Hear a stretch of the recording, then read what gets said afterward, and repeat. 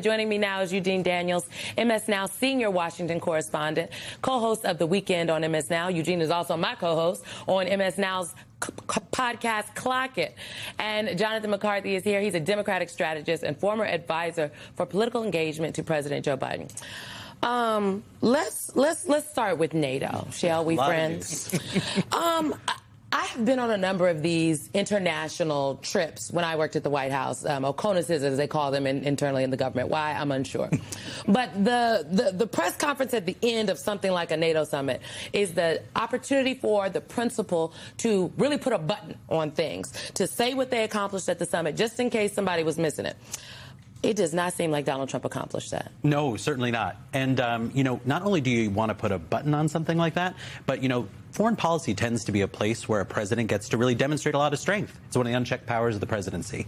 Donald Trump did not really do that because the issue that he's fighting back here at home is really a political dumpster fire for him, right?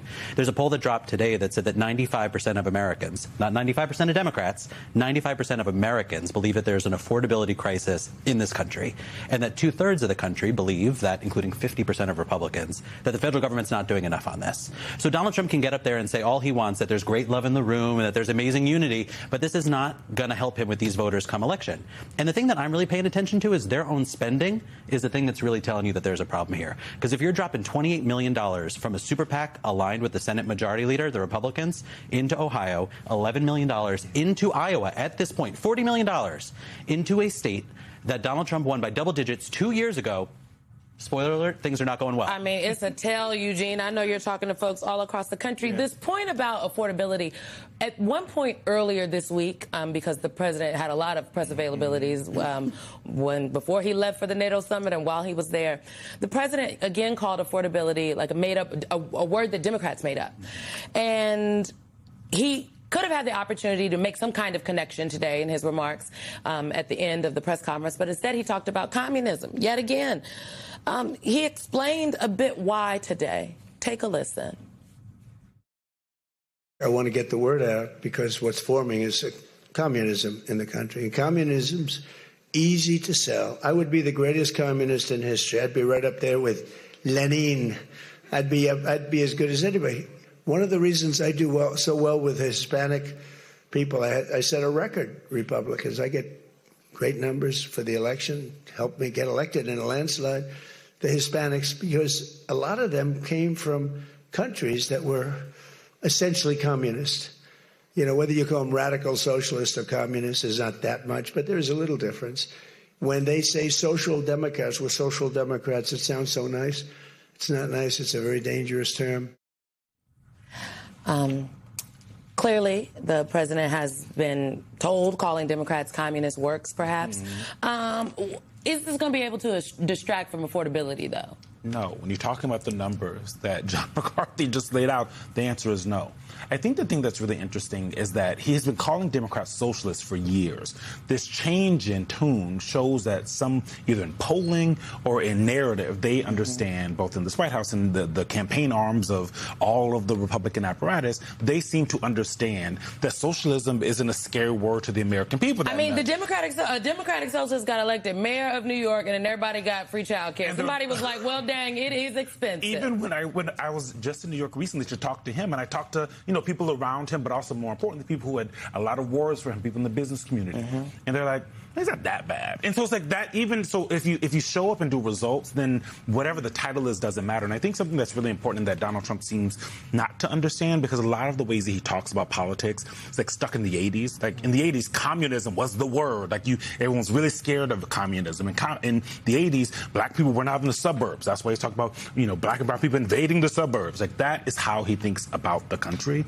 But at the end of the day, what we're seeing with voters is that titles don't matter that much to them. They don't care too much about political party. They want people who are going to fix things. So they're willing to try different types of candidates, whether that's Zohran Mamdani or Donald Trump, right? You have people who voted for Joe Biden who in 2024, instead of voting for Vice President Kamala Harris, voted for Donald Trump because he said he was going to focus on their issues, and he hasn't done so. Yep, the people are paying attention. The fact that he mentioned Hispanic voters, again, on that stage at NATO today, it made me think that some of the polling that he saw had something to do with Hispanic voters, maybe in Florida, maybe in places, in parts of Texas. That remains to be seen. John, I do think that the president has a way of sucking up all the oxygen in the room and shifting focus. I mean, that feels like a fact. I do want to read a quote from the Estonian foreign minister after today's NATO summit. This is what he said, quote, Trump was talking about Iran a lot. I think that, of course, publicly, it turned away the attention from NATO matters and Ukraine, Russia. Now, everybody is talking about what is going to happen with this Iran-U.S. conflict. I think American voters, apparently also U.S. diplomats, are both tired of hearing about this war. The president today claimed that ceasefire's over. What the president says does matter a lot, but it seemed to me that he's just shooting from the hip. Yes, I mean, since the beginning of this war of choice, the president has not been able to define the parameters of it. He doesn't say how it ends. He doesn't say what the end goal is. And, there have been these conflicts in the past, but usually a president was able to go out and sell these things to the American public. He was able to bring the country along with him.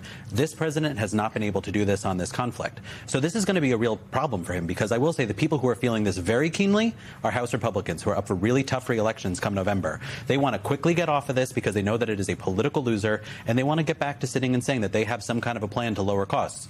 They don't, but they want to be able to try and do this framing instead. It's so interesting because the culture of the party right now, the Republican Party apparatus right now, Eugene, is that these elected officials, even the most vulnerable ones, are not going to criticize Donald Trump at all. They're not even going to talk about why he hasn't signed the bipartisan housing bill. That is the one, probably won't. It is the one piece of legislation that passed this Congress since the One Big Beautiful Bill that, I think Americans actually care about. Yeah.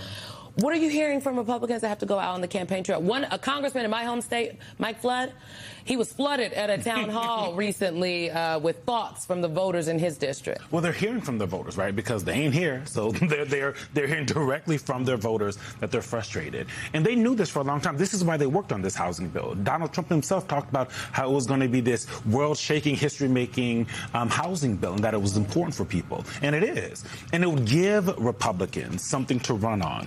I have talked to a lot of Republicans, and a lot of the things that I keep hearing from them months ago was, we need something to run on, because the big, beautiful bill wasn't enough. People weren't seeing enough of it, and when you put in the Iran war, gas prices, how high fertilizer is, how high all of the eggs and meat and tomatoes, all of those things are, it's just, there's not enough. Tomatoes are up, what? 32%. Exactly. Okay, we talked about this on the podcast. Exactly. Beef is up now just 14%. It went down a little bit. Yes, it did. But at the end of the day, what Republicans have is nothing to run on. And it's not from lack of trying, right? They tried to get this bill to they got this bill to President Trump's desk along with Democrats. Donald Trump could have gone and done the signing ceremony surrounded by maybe even Elizabeth Warren. And they could run video and say, even Elizabeth Warren loves Donald Trump now. But they haven't been able to do that because he pulled the rug out from under them. Because, and I've said this a lot, so people who watch it probably I sound like a broken record, but it doesn't appear that Donald Trump cares about the success of the Republican Party. He cares about controlling the Republican Party. And that means that when they're thinking about what happens in November, he's thinking about how does he control them before November. I think he should understand that the success means they will keep control. Correct. And a lack of success means you have no control. I know we have to go, but there are these focus groups that our friends that Engage Us conducted with swing voters monthly. These are folks that have voted for Joe Biden, voted for Trump. In June, they spoke to 13 Biden and Trump voters. I just want to play a bit about their view on the Iran war, and the audience can just sit with it. Take a listen. So we essentially got nothing out of it. It's hurt our economy and increased expenses for the everyday American, and it accomplished the square root of nothing. Nothing good happened.